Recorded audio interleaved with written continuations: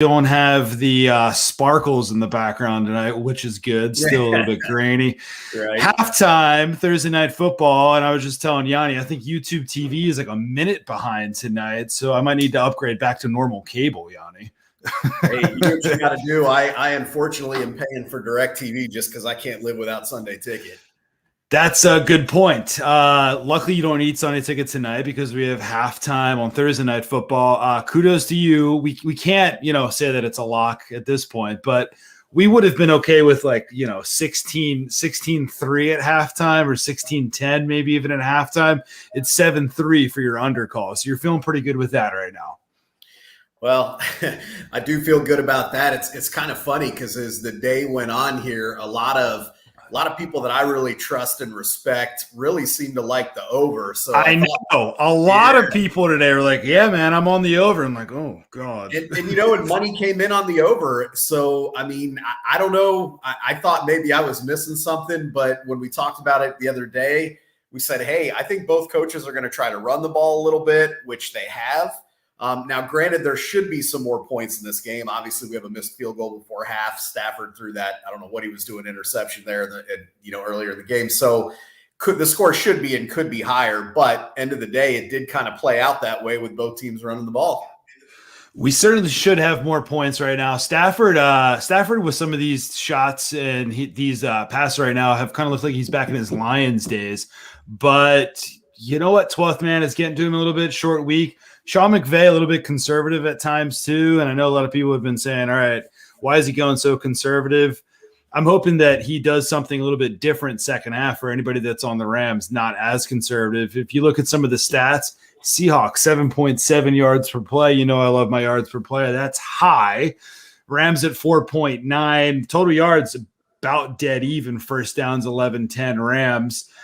We talked about on the podcast last night, we liked Rams. I've got Seahawks in a tease, and it was one of those rare cases where I really like both. I like the Rams at -2.5. I like the Seahawks being teased up.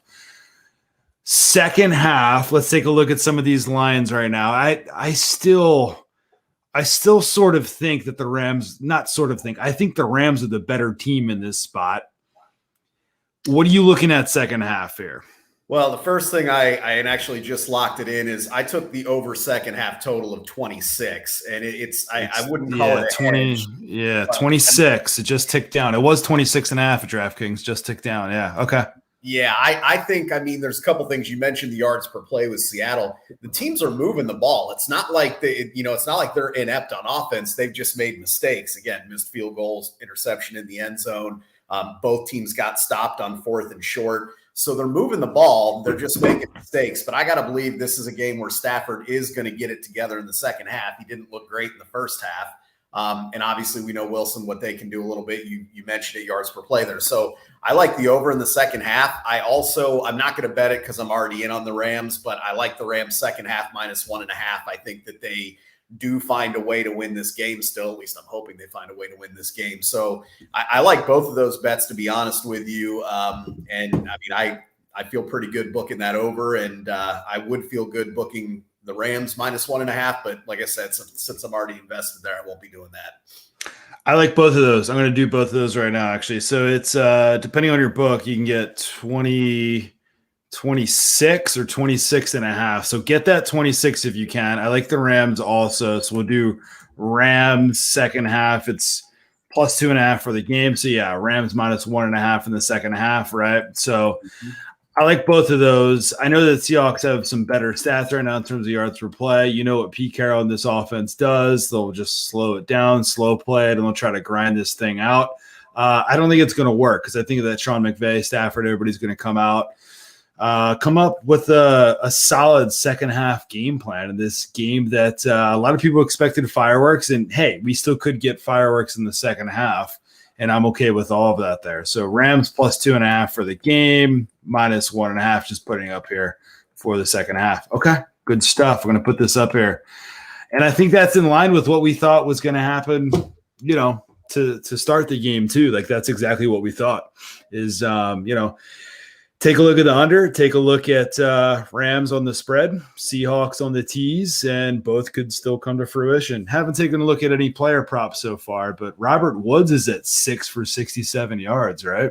Yeah, he is. Nice first half for him. McVay said they wanted to get him more involved, and they have. I wonder if, being the fact that they did struggle a little bit in the first half, if maybe they go back to Cooper Kupp a little bit more. We'll see. There's some interesting props here if you like a little bit more long shots here. I think, I'm not betting these, but if you're looking at these, player to score the first touchdown for the Rams, Sony Michel plus 900. He was running the ball really well there in that second quarter. Not sure if Darrell Henderson's going to be in the game, but one, that's not a horrible play. Also, if you like the anytime touchdown scores, you can get guys at decent numbers. Cooper Kupp, Robert Woods around that 2-1 mark. Sony Michel there 3.5 to 1. So, there's definitely some interesting touchdown scores there in the second half. If you like to play that, those are a little bit too wishy-washy for me in this case. I don't think I'm going to do that, but some interesting plays there nonetheless. Did you say that it was 3.5 to 1 for Sony Michel? It is anytime touchdown score. Okay. Yeah. Shop it around because I'm looking at FanDuel right now. It's 2.5 to 1. Some shittier prices at FanDuel right now compared to DraftKings. I saw some pregame, like anytime touchdown scores, and FanDuel had worse odds than DraftKings. So check out DraftKings or Bovada right now for those anytime touchdown scores. And sure enough, FanDuel just pulled all of their odds. I'm not sure why, but yeah, check out DraftKings for that. I definitely like that. Sony Michel, 9 carries for 35 yards. He's getting his totes. Like he's getting the carries. Well, and I think if you're trying to find some sort of angle or value here, you can do Rams first to score a touchdown. Keep in mind, Tyler Higbee got banged up. He's on that list. Like we said, Darrell Henderson banged up. He's on that list. So these guys' odds are factoring in other guys that probably aren't going to be in the lineup or may not be in the lineup. So realistically, I think you're getting a little bit better odds. I mean, you've got guys like Robert Woods plus 550, Van Jefferson plus 1,000. They went to Jefferson when they were down on the 10 and he dropped it. He probably should have scored a touchdown. So, when you kind of look at that and you take a guy like Darrell Henderson potentially out of the equation, a guy like Tyler Higbee out of the equation, all of a sudden you got pretty good value with some of these other guys here that, the roster is a little bit shorter. So just something to consider if you like playing those kind of bets. I always love playing those kind of bets. Stafford's like stats. Like if you didn't watch the first half, you'd say, okay, he's 13 of 19 for 131 yards. He does have that one pick. Like it's kind of ugly. I feel like it looked uglier than what his stat line says so far. And Russ Wilson, 8 for 11. He also had an interception, kind of rare for Russ to have that. But I feel like that the quarterback stats right now might look a little bit better than the play. I'm actually going to pull up some of those live QB props too. Stafford over under 283.5 for total pass yards. I could certainly see that going over. He's at 131 right now. Russ Wilson, 268.5. I don't like that as much because you know that if the Seahawks are sitting on a lead, and they're sitting on a lead right now at 4 points, they'll be running the ball. I actually lean under there, but I never really want to fade Russ Wilson. Okay. And then the passing touchdowns, over under 1.5 Stafford, plus 180 for Stafford, under minus 250. Don't really have a feel one way or the other there. Like the easy bet's the under, but that's juiced at minus 250. So yeah, I mean, honestly, if you are under the impression that, I mentioned the second half over, yes, I also mentioned Sony Michel could get a tote there for sure. But realistically, if this is going to go over, Stafford's going to have to throw 2 touchdowns. So if you're in the camp of thinking that second half's going to go over on the total, there's a very good chance that Stafford would throw 2. So I don't hate that at all. Over 1.5 on Stafford touchdowns there. I think that he'll probably get 2 touchdowns in this game. Yeah, that's a plus 180. So that's not bad at all. Not bad. I might actually bet that right now as we're going through this. Okay. I think we touched it all for this game. Let's see what happens. I mean, if Seattle loses this game, it's a tough spot for both teams. If Seattle loses this game, they fought a 2-3 and a home loss. This is their second home loss would be. If the Rams lose, all of a sudden they're 3-2. They started 3-0. If they lose this game, I'm sure that Stafford doesn't look great in the second half. Then all of a sudden it's like, okay, that 3-0 start all of a sudden doesn't look so hot in a division that Arizona, I mean, I know that they're not going to run away with it, but Arizona's 4-0. You can't lose many games in this division, and especially at home, for Seattle's sake. So that's a grind of a division. So, okay. Let's pivot to, and the podcast coming out tomorrow morning, we'll have a lot of our week 5 thoughts, but our week 5 thoughts overall, don't want to spoil anything. So what can we say without spoiling podcast right here? Well, I mean, it's an interesting weekend. There's some kind of what you would say traditional matchups, games like the Cowboys Giants, but then you have some of those other kind of trickier matchups like Green Bay and Cincinnati, which I know we talked about. You've got an interesting game, I think, quietly interesting between the Saints and Washington, because I think we're going to kind of see. This is kind of a point in the season where teams start to go one direction or the other, and they, kind of creep towards the top or they fall back towards the bottom. And I think when you look at games like Washington and New Orleans, you're going to see one of these teams kind of falling back here for sure. And, it's one game, it's week 5. You don't want to overreact too much, but I think you really start looking at that at week 5. I'm interested in your Eagles and Panthers game. I heard that Christian McCaffrey actually may be a go in that game, which definitely helps Carolina's chances in that game. We talked a little bit about that one, but I was at least figuring McCaffrey was out, although now it looks like he has a chance to play. So that, certainly makes a difference there. Other than that, it's a pretty interesting slate. I mean, that Browns and Chargers game, kind of interesting there. That's definitely, I think, going to have end of season playoff implications. I mean, those are two teams that are either going to be fighting for their division and or a wild card, you got to believe. So that could be a really important game when we look back here in a couple months. Yeah, the loser of that game goes to 3-2. The Browns, as we talked about last night, this is going to be their 3rd time this season that they're underdogs. The Eagles in Carolina is actually down to a 3-point favorite. It was 4 when we recorded last night. It was 3.5 down to 3. If McCaffrey plays, Lane Johnson looks like he's going to be out for that game. Lane Johnson, I mean, in my eyes, he's worth as much as a lot of other players on that team. Like he's a big time, player, big time offensive lineman. So that's huge. Now that it gets to 3, it's like, I don't know, should we be thinking about Carolina? Probably going to steer clear of that. Over under 45. I'm probably going to steer clear of that also. We talk about Green Bay and Cincinnati on the podcast. Don't want to spoil anything, but I think that the market has told everybody right here that people in the market and big bettors, important bettors, think that Cincinnati is live in this game. They 100% think that Cincy's live. They gobbled up that plus 3.5 for Cincinnati. That's why we're sitting at Green Bay favored by 3. And yeah. Well, you bring up a great point. I think one other thing that's good to throw out there, something I'm actually getting ready. We'll be posting an article at Bet Crushers, but a play that kind of snuck up here is, if you look at that London game, obviously not a very good game. I don't know what those people in London do to get the Jets and Falcons. I think they got the Jags and Dolphins maybe or someone the next week. But in that game, Calvin Ridley not going to play, did not make it over there. And this is an offense that was towards the bottom of the league with Calvin Ridley in there. They don't have Russell Gage. Very weak at receiver. I can't imagine we'll expect a repeat performance from Cordero Patterson like they got the week ago.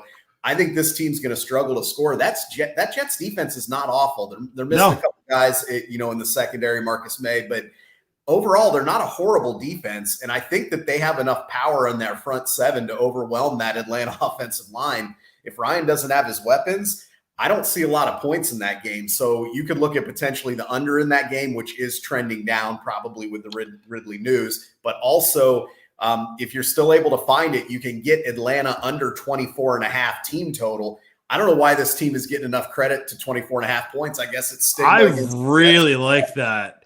I'm really glad that you brought this up because we didn't talk about it on the podcast, but we do have our first London game. And it seems like a lot of these London games are shitty. I'm like, what did they do to deserve this? I'm like, yeah, like I know that they drink too much tea over there and they start the game at 9 a.m. and it's all dog shit games, but this is bad. I mean, the thought this week and a lot of the inklings and a lot of the sharp people were just gobbled up that over. And I think it started at 43.5 in this game. People were like over. I'm like, I don't know. Don't know if I see it. And where are they playing? Are they playing in Wembley or are they playing in Tottenham or Tottenham? Yep. Tottenham, which is notorious for going under. This is a game. I love the Falcons under 24.5. And I'm going to add that to my card. but I sort of lean under 45 here. Like so many times we see, I don't know what, 26-3 finals, 23-6 finals, just ugliness. And I think that teams have started to figure out when to travel over there and the whole routine of that. But even if with that, you don't have Ridley going over. Matt Ryan hasn't looked that good. And you can say, okay, maybe the Falcons pieced it together offensively a little bit last week. Look at who they were playing. The Skins are not good. The Skins secondary is awful. And then they lose one of their best players, and they're going overseas. I like it. Yeah, I see them. Love it.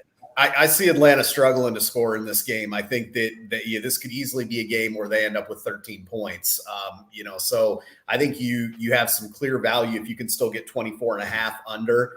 Right now you can get 23.5 under on Bovada plus money, plus 120, plus 120, 115. So either way, I mean, that's fun. Yeah, you're getting something nice there, I think, in that game. And again, I think that was one that wasn't really on our radar. We looked at it again, not a great game, but I think there's definitely a betting angle that can be made in that game. I think, again, there's a little bit too much public perception in that game that Atlanta is Atlanta from 3 years ago, where they could just light up the scoreboard. And obviously the Jets have a bad reputation with their team right now. Yes. Their defense isn't as bad as people say. The Falcons' offense isn't as good as people think. You combine the two minus Calvin Ridley traveling overseas. I mean, that's traveling overseas. Yeah. Your whole clock's all over the place. You're playing at 9 a.m. And I know that they might go over there a few days early, but your body clock's still off. So, hey, secret live stream play here, 24.5, 23.5. I like it all. I think the Falcons struggle to get out of the teens. Definitely. So, okay. Let's hold that thought. Great play there for Sunday. Let's get this second half here. I'm looking forward to watching the second half. It looks like it already started. Seahawks with the ball. So, all right, man. We'll see y'all later on. All right, Yanni. Appreciate it. Yep. Take care.